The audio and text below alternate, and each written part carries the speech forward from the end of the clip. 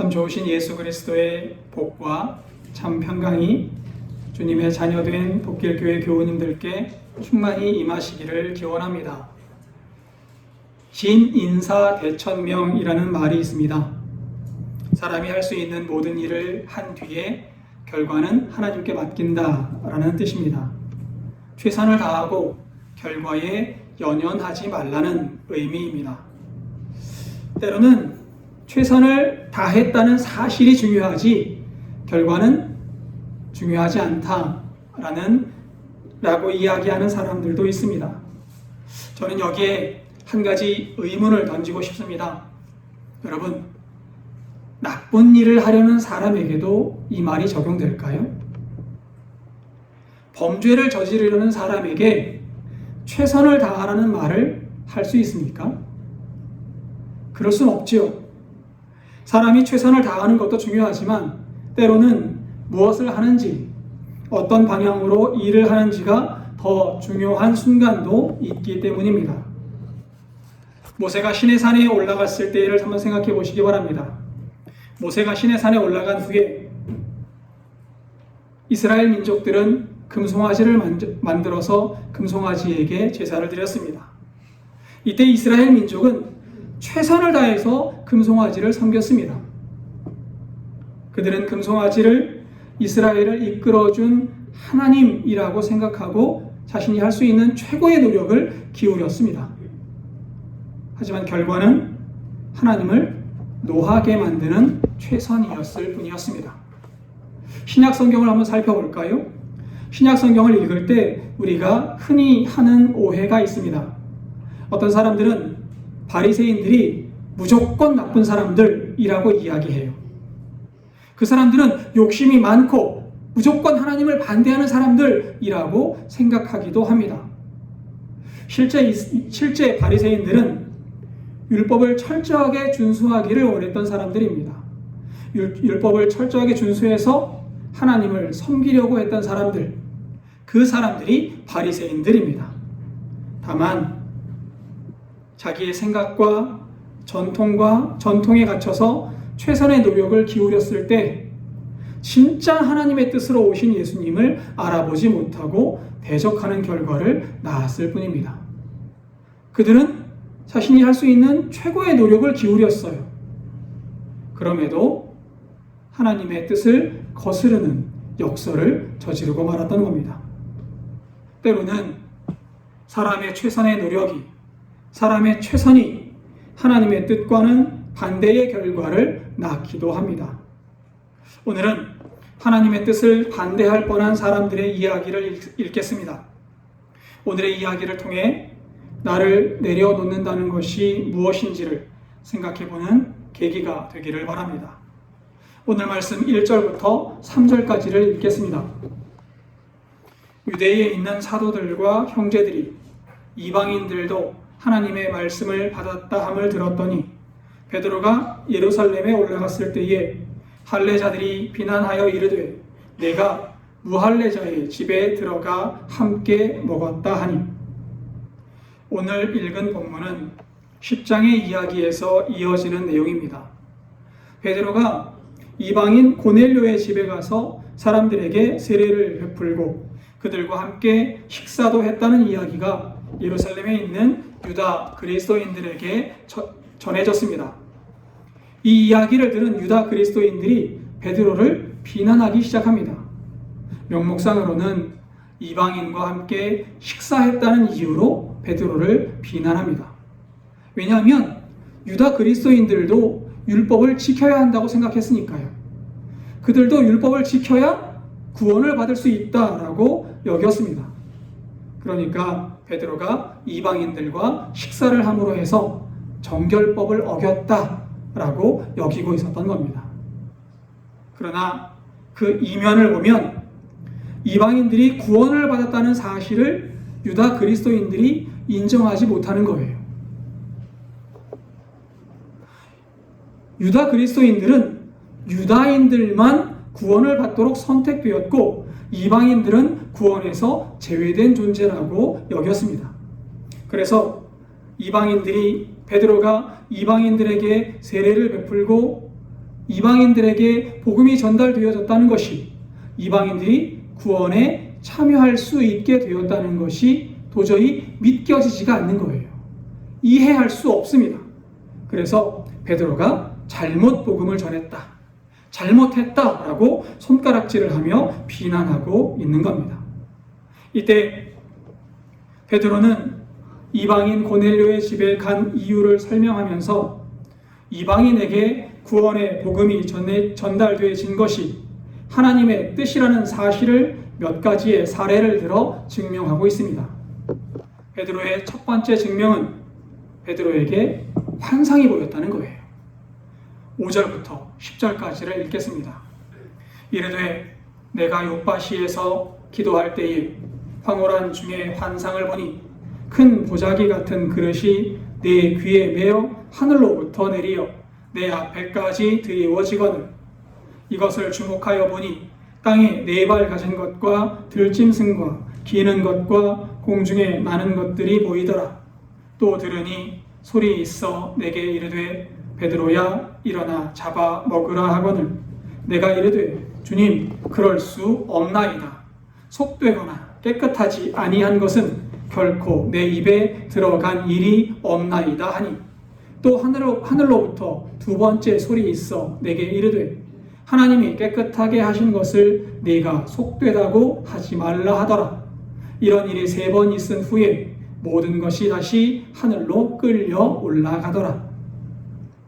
베드로가 요빠라는 도시에 있을 때입니다. 요빠에서 기도하고 있을 때 보자기 같은 그릇이 하늘로부터 내려오는 환상을 보게 됩니다. 그릇 안에는 온갖 먹을 것들이 그 안에 있었습니다.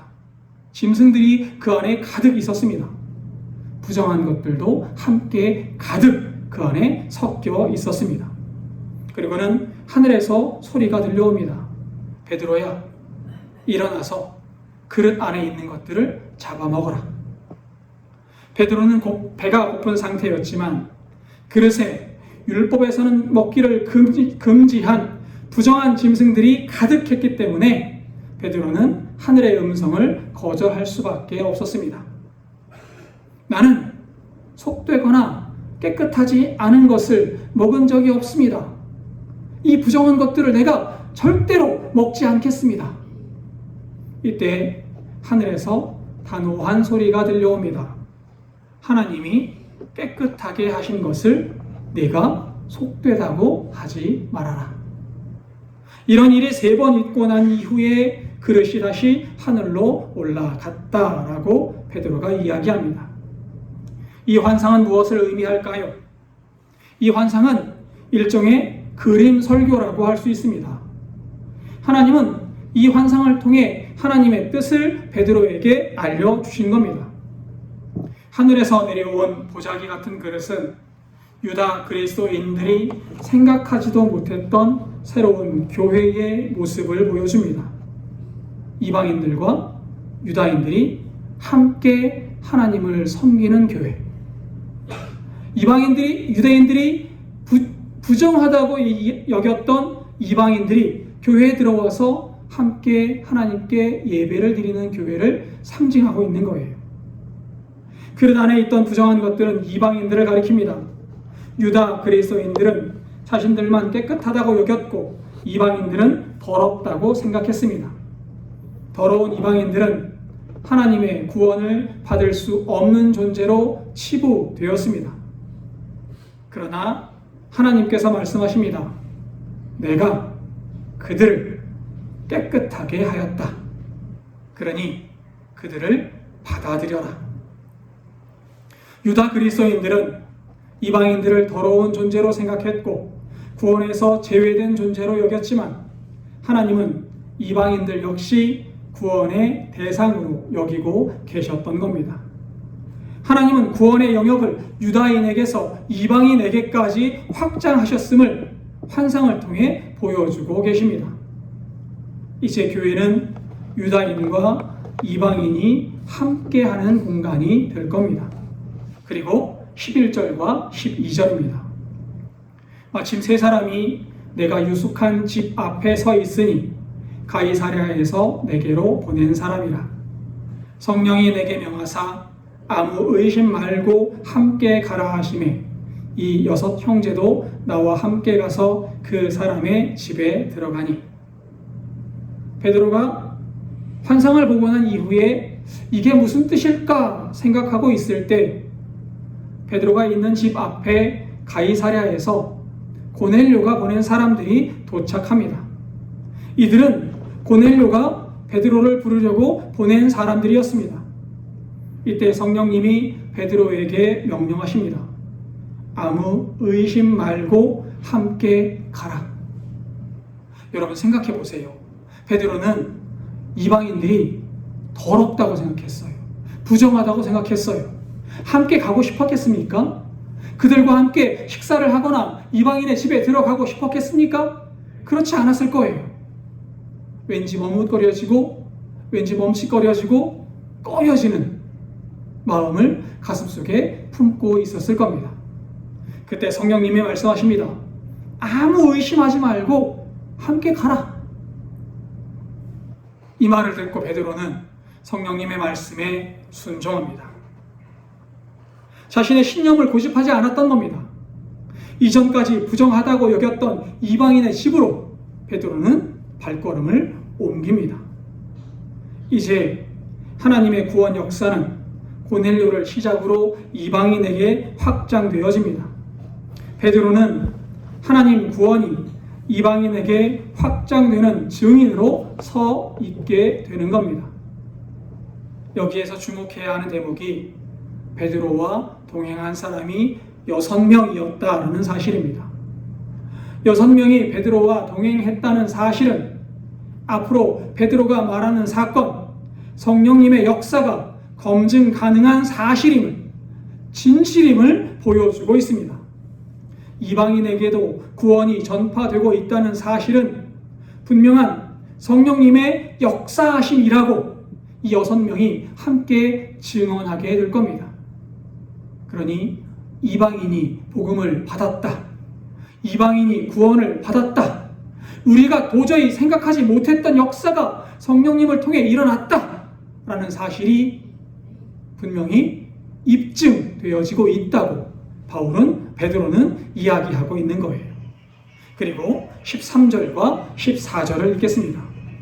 그가 우리에게 말하기를 천사가 내 집에 서서 말하되 네가 사람을 요빠에 보내어 베드로라 하는 시몬을 청하라. 그가 너와 내 온 집이 구원받을 말씀을 내게 이르리라 함을 보았다 하거늘. 13절과 14절은 베드로가 이방인에게 복음을 전한 사건이 성령님의 역사하심이라는 두 번째 증명을 담고 있습니다. 이방인 고넬료에게 천사가 나타나서 요빠로 사람을 보내라고 말했다는 거예요. 그곳에서 시몬 베드로라 하는 사람을 청하면 그 사람이 너와 내 온 집을 구원할 말씀을 전할 것이다. 이 말을 들은 고넬료는 사람을 요빠로 보냅니다. 그리고 고넬료가 보낸 사람이 요빠에 도착했을 때 베드로는 하늘에서 내려온 보자기와 같은 그릇의 환상을 본 직후 하나님의 뜻을 생각하고 있었다라는 겁니다. 이 말은 무엇을 의미하느냐 하면 베드로에게 환상을 보여주신 분과 고넬료에게 천사를 보내신 분이 같은 분이라는 사실을 에둘러 표현하는 말입니다. 이 모든 일이 하나님의 역사하심이라는 겁니다. 그리고 결정적인 사건이 고넬료의 집에서 벌어집니다. 15절입니다. 내가 말을 시작할 때에 성령이 그들에게 임하시기를 처음 우리에게 하신 것과 같이 하는지라. 베드로가 가이사랴로 가서 고넬료의 집에 말씀을 전하기 시작했을 때 고넬료의 집 사람들이 성령을 받는 역사가 일어납니다. 고넬료의 집에 임하신 성령은 마치 사도행전 2장 마가의 다락방에서 예수님의 제자들에게 내리신 성령과 같았다라고 베드로가 고백합니다. 베드로는 예루살렘의 제자들에게 임하신 성령님과 이방인 고넬료의 집 사람들에게 임하신 성령님이 동일하다고 이야기합니다.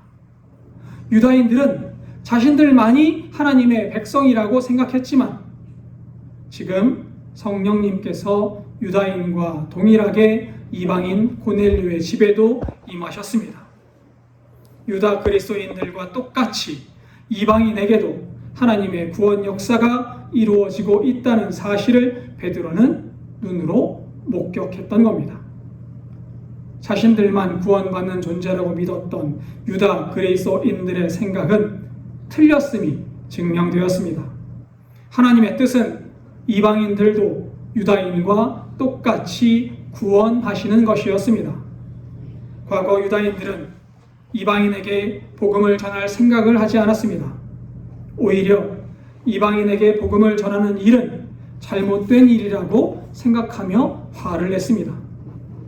베드로는 이방인에게 성령이 임하셨다라고 말합니다. 이방인들도 성령을 받고 그리스도의 제자가 되었다는 겁니다. 그리고 16절입니다.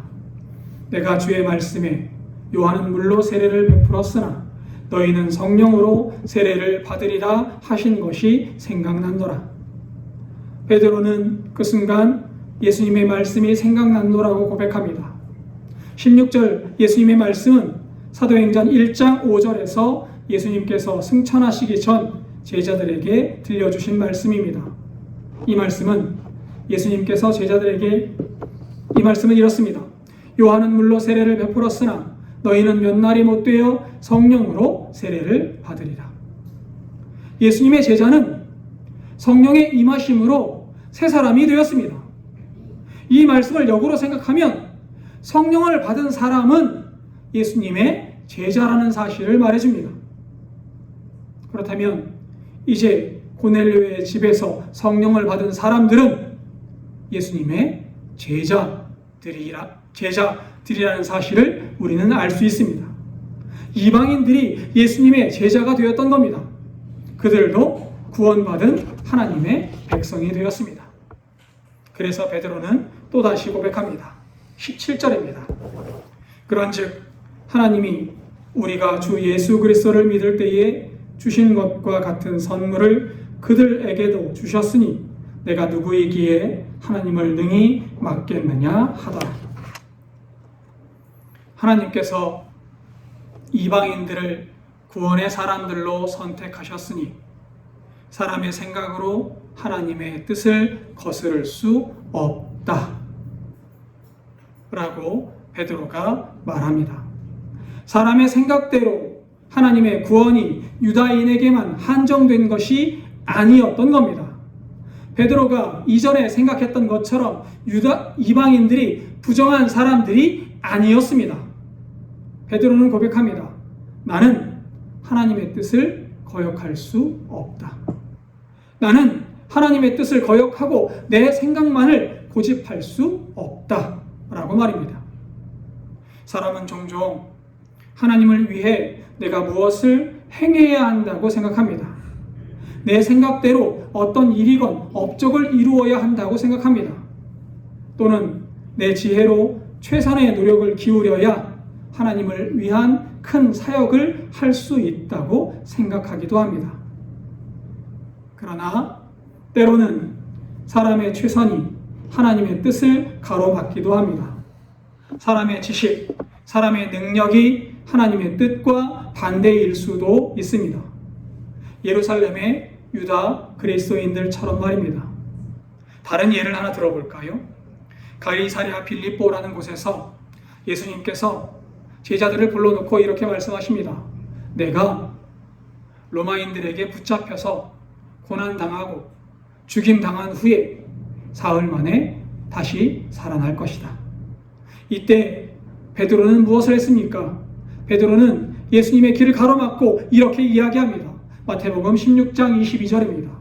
베드로가 예수를 붙들고 항변하여 이르되 주여 그리 마옵소서 이 일이 결코 주께 미치지 아니하리이다. 베드로는 예수님을 향한 열심과 예수님을 사랑하는 최선의 마음으로 예수님을 막아선 겁니다. 그래서 예수님을 위한 최선의 말을 합니다. 예수님께 그런 고통과 그런 아픔은 있지 않기를 원합니다. 반면에 하나님의 뜻은 베드로의 생각과 달랐습니다. 예수님께서 고통당하시고 십자가에 돌아가셔서 모든 사람 구원하시기를 하나님은 원하고 계셨습니다. 그래서 예수님은 베드로를 향해 이렇게 말씀하시는 겁니다. 사탄아, 물러가라. 베드로는 예수님을 사랑해서 이야기했어요. 최선의 마음을 가지고 최고의 사랑을 가지고 예수님께 이야기합니다. 주님, 그리 마옵소서. 주님, 고통당하지 마십시오. 죽임당하지 마십시오. 그때 예수님의 대답이 뭐라고요? 사탄아, 물러가라. 이처럼 사람의 열심이 하나님의 뜻과 반대일 수 있습니다. 그래서 우리는 내 생각이 항상 옳다고 생각해서는 안 됩니다. 내 생각이 틀릴 수 있고 잘못될 수 있다는 사실을 인정해야만 합니다. 여러분, 신앙생활하면서 가장 조심해야 되는 게 뭔지 아세요? 나는 하나님의 뜻을 분명히 알아! 라고 말하는 사람들 조심하셔야 돼요. 내 말이 하나님의 뜻이야! 라고 말하는 사람들 조심하셔야 돼요. 사람은 틀릴 수 있어요. 사람은 하나님의 뜻을 모를 수 있어요. 내가 틀릴 수 있고 내가 잘못될 수 있다는 사실을 우리는 항상 염두에 두고 살아가야만 합니다. 그래서 저는 항상 공부합니다. 지금 제 생각이 잘못될 수 있기 때문에 책을 보고 말씀을 읽습니다. 그리고 제 생각이 잘못될 수 있기 때문에 저의 곁에 계신 여러분들이 저에게는 반드시 필요합니다. 저 개인이 완벽하지 않기 때문입니다. 이전에 베드로는 개인의 생각을 앞세우는 사람이었습니다. 내 생각대로 예수님을 가로막았고 내 신념대로 이방인을 부정하다고 여겼습니다. 반면 지금의 베드로는 이전의 베드로가 아닙니다.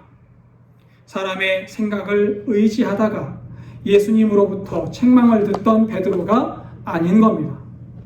하나님께서 원하시는 일이라면 내 생각, 내 뜻을 포기하고 하나님께 순종하는 마음이 있습니다. 그리고 그 마음을 베드로는 이렇게 표현합니다. 내가 누구이기에 능히 하나님을 막겠느냐. 현대 한국 교회의 모습을 보면 참 안타까운 점이 몇 가지 있습니다. 몇몇 교단에서는 아직도 여성 목사 안수를 인정하지 않습니다. 여러분, 그 교단의 목사님들이 안이해서 또는 성실하지 못해서 여성 안수가 인정되지 않는 걸까요? 그렇지 않을 겁니다. 그 교단의 목사님들, 장로님들 역시 나름대로 최선의 노력을 기울이고 계십니다. 최선의 힘을 들이고 계십니다. 이것이 옳은 일이라고 확고한 신념을 가지고 계십니다. 그러나 그 교단에서도 여성 전도사님들은 하나님의 사역을 감당하고 계시고 말씀을 전하고 있고 하나님의 일꾼으로서 사명을 감당하고 있습니다. 그럼에도 목사 안수만은 안 된다고 고집하고 있는 겁니다. 저는 이것이 성령께서 주시는 은사를 제한하는 결과가 될 수 있다고 생각합니다. 사람은 나름 최선의 노력을 기울이지만 그 최선은 모순이 될 수 있고 또 하나님의 뜻과는 다른 길로 가고 있다는 생각을 저는 지울 수가 없습니다. 감사하게도 우리 복길교회가 소속된 한국기독교장로회는 성령의 인도하심을 따라 이 인간적인 장벽을 먼저 깨트리는 순종을 행했습니다. 1955년 여성 안수를 결의했던 겁니다.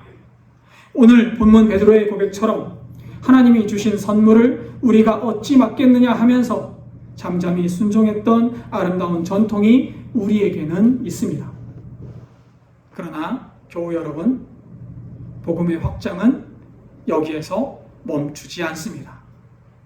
과거에 우리가 이 장벽을 깨뜨렸던 것처럼 오늘날 2026년 지금 우리가 또 깨트려야 할 우리 안에 고집과 장벽이 있을 겁니다. 내 생각 밖에서 역사하시는 하나님의 일하심에 우리는 여전히 마음의 빗장을 열어가야만 하는 겁니다. 닫혀있는 빗장을 하나씩 열어가면서 주님 앞에 순종하는 복길교회 교우님들 되시기를 바랍니다. 그리고 이런 마음이 필요할 때 우리는 사도행전의 정신을 생각할 필요가 있습니다. 사도행전은 구원의 역사가 확장되는 과정을 그린 책입니다. 처음에는 예루살렘에서, 다음은 유다 전 지역으로, 그 다음은 사마리아, 그리고 온 세상의 이방인들에게까지 구원이 확장되는 과정을 기록한 책이 사도행전입니다. 하나님의 구원 사역은 지금 여기에 한정되어 있지 않습니다. 사람의 지식이나 사람의 생각으로 제한할 수 없습니다. 예루살렘의 유다 그리스도인들은 하나님의 구원 역사가 확장되는 과정을 결국 인정했다고 성경은 기록합니다. 18절입니다. 그들이 이 말을 듣고 잠잠하여 하나님께 영광을 돌려 이르되 그러면 하나님께서 이방인에게도 생명 얻는 회개를 주셨도다 하니라. 예루살렘의 그리스도인들은 하나님의 역사하심을 듣고 자기 생각을 내려놓고 하나님께 영광을 돌렸습니다. 이방인에게는 구원이 없다고 말하던 이전의 생각을 내려놓고 하나님께서 이방인들에게까지 생명의 회개를 주셨다고 고백합니다. 사도행전에서 보여주는 것처럼 하나님 구원의 역사는 온 세상을 향해 확대되고 있습니다. 하나님의 구원 역사는 어느 한 지점, 한순간에 제한되고 멈추어 있지 않음을 기억하시기 바랍니다. 지금도 하나님의 구원 역사는 세계로 확장되고 있고 우리의 생각 밖으로 확대되고 있습니다. 확장되는 하나님의 구원 역사에 순종하면서 나의 최선이 아니라 하나님의 앞에 무릎 꿇는 하나님 앞에 순종을 우선하는 복길교회 교우님들 되시기를 바랍니다. 온 세상 구원하기를 원하시는 하나님의 뜻을 바로 알고 세상 모든 사람을 위해 기도하는 복길교회 가족들 되시기를 바랍니다. 기도하겠습니다.